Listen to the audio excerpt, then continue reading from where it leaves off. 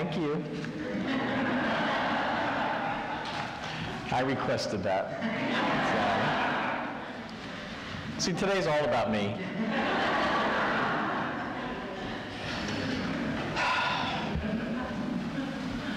So our reading today is a poem entitled Starfish by Eleanor Lerman. I just discovered this poem this week, and since it showed up this week, I thought it'd be good to read it.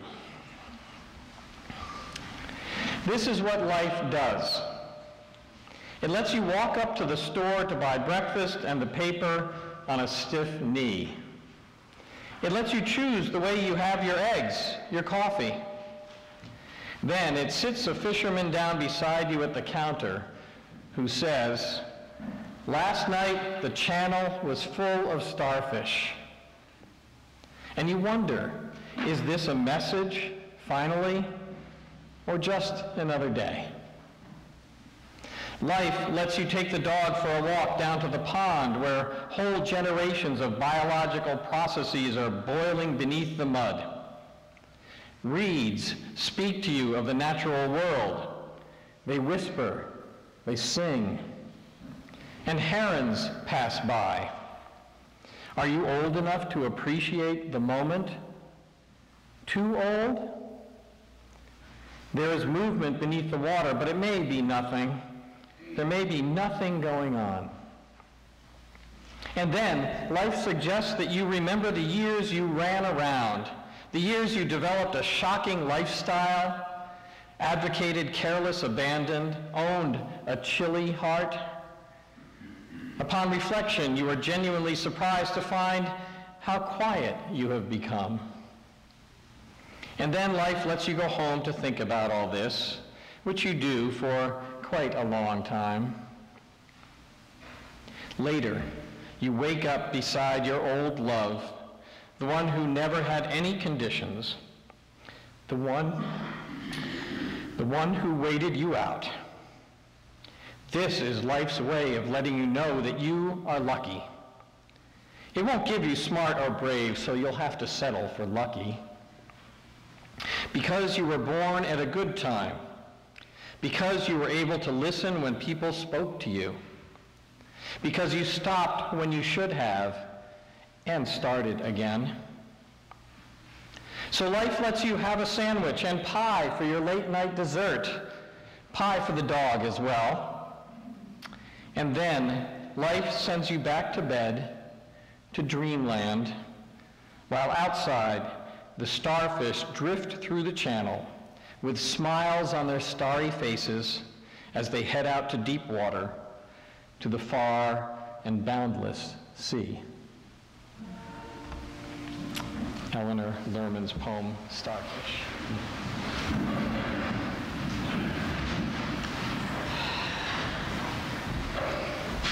You're killing me. Seriously, I'm supposed to talk after that?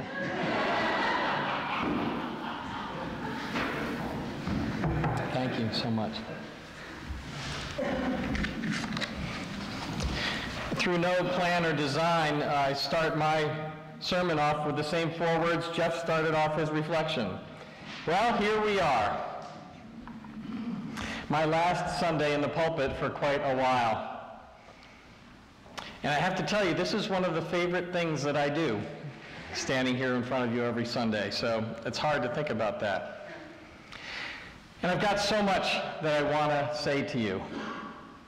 In putting together this sermon, I was tempted to go back over the sermons of the past 6.5 years, some 200 of them, and condense them down into a 20-minute highlight reel.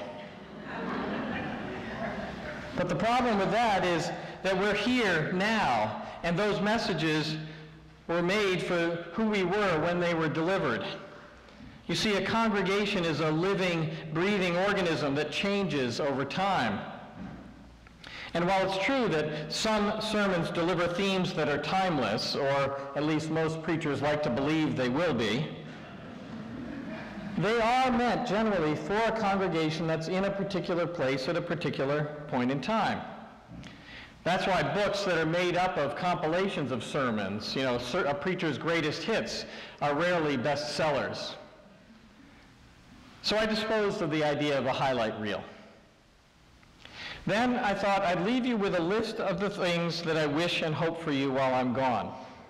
Sort of like the 10 Commandments, although in a Unitarian Universalist church it would be more like the 10 suggestions. You know, things like take risks, dare to fail, love each other. So while I was thinking about what would be on that list, it led me back to the UU minister's, Robert Fulghum's Everything I Ever Needed to Know I Learned in Kindergarten. And so I looked at that, and he's got a pretty good list, and I felt like I couldn't really improve on it, so I let that one go too. Plus, I also realized that all the things that I wish and hope for you while I'm gone are things that you're already doing and will keep doing while I'm away. So instead of all that, I want to reflect on who we are and where we are as a congregation, and where we might be over the next 6 or 7 months, and where we could be when I return. So I'm going to talk to you about you for a bit, and then about me and about us. The first thing that I want to tell you is that this congregation is one of the healthiest congregations I've ever seen. Truly, it is. Now, I'm going to let you in on a little minister's secret here, and you have to promise not to tell that you heard this. Okay? But I will tell you that ministers, when they get together, like to do a lot of kvetching about their congregations. And kvetching puts it nicely. Ministers tell war stories about the crazy things that their church members are doing or that they've done. Right now, there are about 400 UU ministers who are making their way to Florida for a workshop, a week-long workshop that starts tomorrow. And I can tell you, all week long, people will be trading stories of all the wild things that are going on in their congregations. Ministers talk about how boundaries are broken or even shattered, how one group in the church has hatched a conspiracy to undermine the workings of another group. They tell of board meetings where people are yelling at each other and there's fear of physical violence. You laugh, but it's true. They talk about church members who agree to one course of action in a committee meeting, but then out in the parking lot afterwards make an agreement with somebody else to do just the opposite.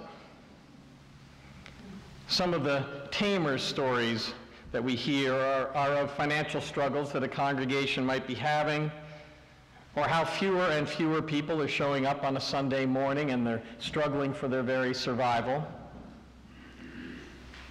I can tell you that when I listen to these stories, or when I'm at ministers' meetings, it can get pretty ugly out there. But it's not ugly in here. Far from it. Far from it. Anything but ugly, really. While other ministers are complaining about their congregations, I find myself biting my tongue, trying hard not to brag about you. It's true. Each time I hear a horror story from a colleague, it reminds me of how well we do church here. How well we do church here. In fact, how well we do church here is what attracted me to this congregation in the first place 7 years ago. At every step of the process with the search committee for this church, and there's some of you here today, every step of the process I could tell that the committee members were committed to following the process with integrity. The approach the search committee took told me a lot about what to expect from the congregation as a whole. It told me that you want to do church right, that you don't want to cut corners. You don't want to take the easy way out. That the process is as important as the product.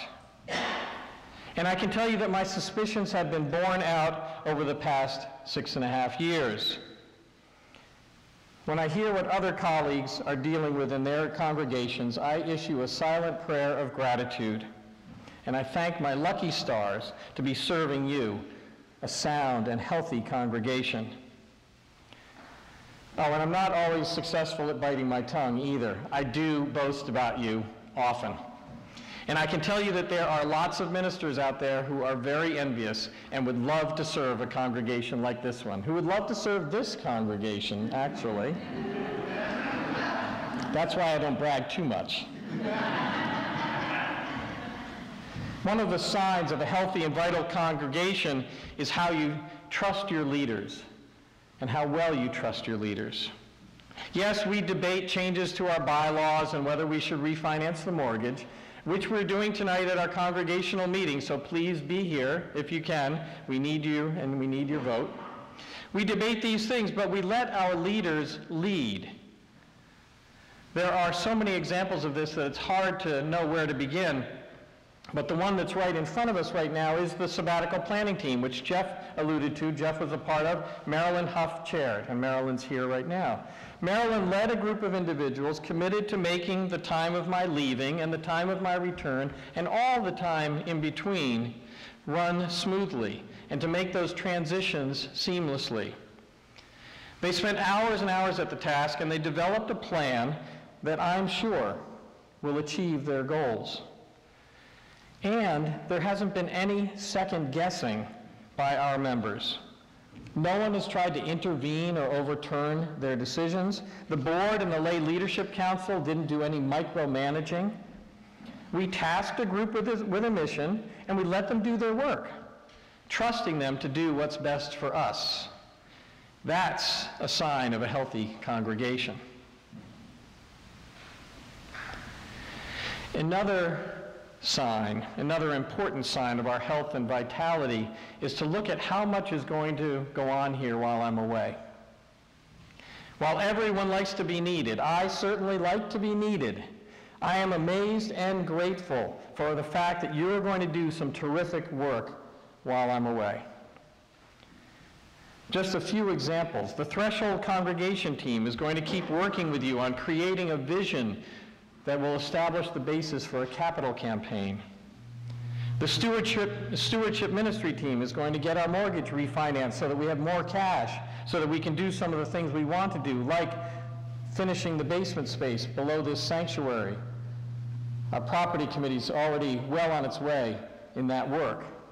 And we are going to come back in September and have space beneath us here that will be dedicated worship space, sacred space for our children to worship in, and more meeting space and more classroom space as we continue to grow. We're going to be launching our Growth Through Service program. You'll hear more about that tonight at the congregational meeting. You've had some glimpses of it, but that's going to actually come into being while I'm away.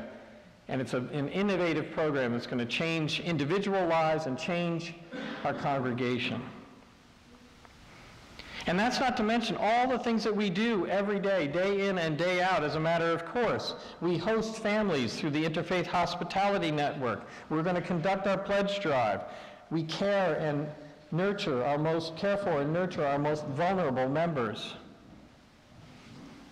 When I tell my colleagues about everything that's going to happen here while I'm away, their response is something like, "You're going to let them do all that while you're gone?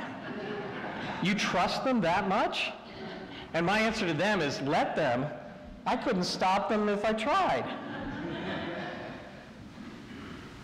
The fact that you aren't going to sit around and wait for me to return, the fact that you're going to proceed with these projects in my absence, the fact that you're not holding your collective breath while I'm away, all point to the health of this congregation.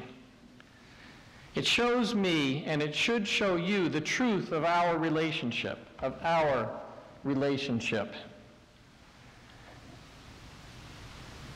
This is your congregation. You own it. I'm here, and Irene's here to help you as best we can for as long as we can. But this church will be here long after we're gone, continuing to serve its members, its community, and its mission. This is one of the primary benefits that accrue to a congregation when a minister goes on sabbatical. It gives the congregation the opportunity to remind itself that the church around its minister. I'll say that again. The church doesn't revolve around its minister. It shows the congregation that it can achieve great and wonderful things without the minister. and that its strength lies not in the person who occupies this pulpit, but by the people who occupy its pews, or in our case, the folding chairs. That's where the strength lies. It's with you. But a church isn't only about its doing, it's about its being too. About our being, about who we are and how we are with each other. And herein lies another one of the strengths of this congregation. We are a congregation who cares deeply about each other. It says so right in our mission statement, but they aren't just empty or hollow words. I could spend the rest of our time together this morning telling you stories of how members have reached out to each other, how they've supported each other, how they've responded to each other in times of crisis and need. We are a caring and compassionate community, full of love for each other. We do have systems in place to respond to people in crisis. Our caring committee and our pastoral care team are ready to jump into action should the need arise. But these systems, those teams, are really secondary. They're secondary because they're just kind of the fallbacks. Because our primary source of care and compassion comes through our individual responses to each other. I see this repeated week in and week out here in our community. We see someone struggling or hurting and we reach out to help them. Here in our church, we're creating the world that we dream could possibly be. And that starts with the simple act of reaching out. And so, when I hear the gnashing of teeth because we can't find someone to make coffee on a Sunday morning, I can say to myself and to the teeth gnashers, it's okay. It's okay because we're here for each other in the important ways when we need each other, and that's what really matters. Coffee, yes, but not so much. So, that's enough about you. Now I want to talk about my other favorite subject, which is me. As you know, Irene and I will be spending the next 6 weeks in Peru. Then we'll be home, and Irene will be back at work here at the church. You might be wondering, and some of you have asked, what I'll be doing for the remainder of the time of my sabbatical. And the answer to that is, I don't know. I don't know.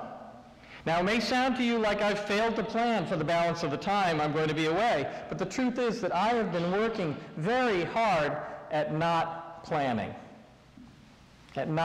Because, you see, I am a natural planner. I like predictability. I like to know what my day holds tomorrow, next week, and next month. I like that structure. In fact, one of the things I like about ministry is the structure of the week. Mondays, I prepare the order of service. Thursday, I write the sermons. Sunday, I'm here. There is a predictability to that. And so it would have been easy, all too easy, for me to fill up the time of my sabbatical with workshops and retreats and other structured learning opportunities. And so my work to this point has been to resist that urge that I have, that need for structure. I've often said, and I truly believe this, that our greatest spiritual challenge is to live with uncertainty. To live with the uncertainties in our lives, the uncertainties of our lives. With what I call the not knowing. We don't know what happens after we die.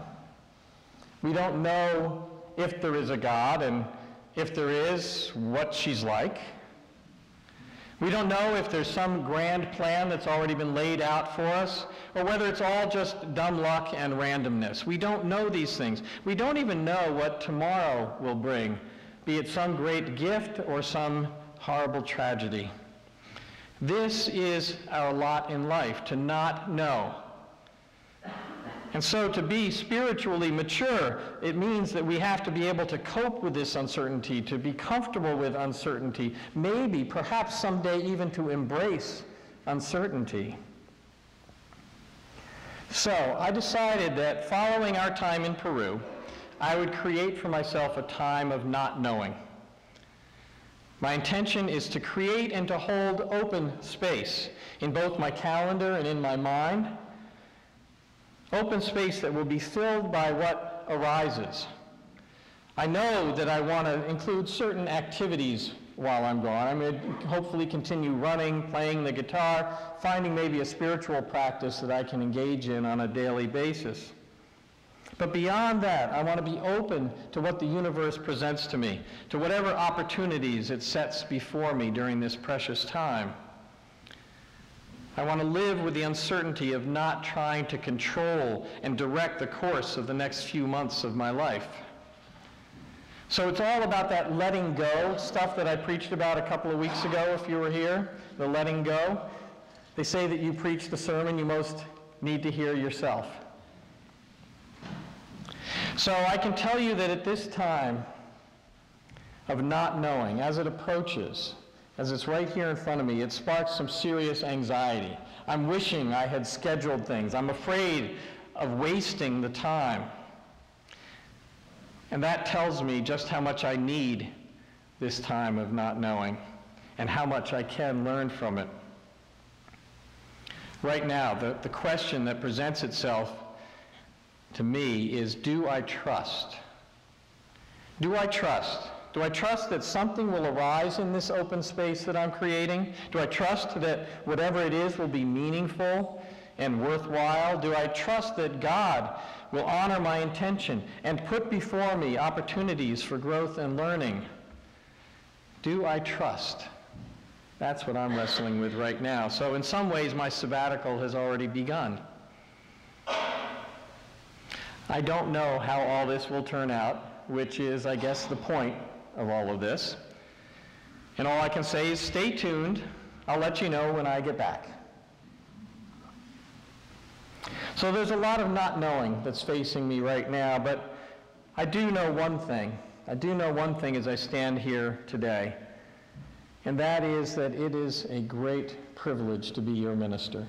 A great, great privilege. You give me gifts that are beyond description and beyond measure. You let me hold and dedicate your children like we did last week. And you let me hold your hand as you lay sick and maybe dying. You confess to me your deepest fears and your greatest longings, trusting that I'll hold them close to my heart. You let me laugh with you and cry with you. And you listen closely to the things I have to say week in and week out.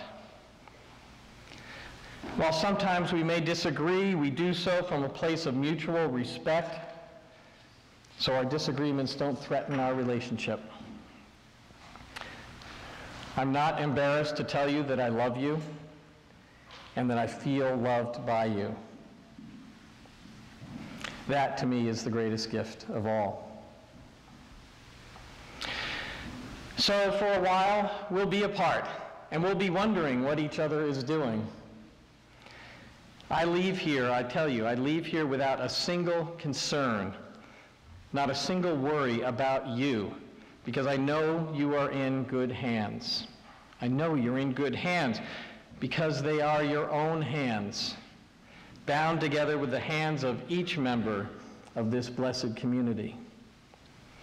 And they are the hands of a universe that longs for goodness and rewards those who seek it.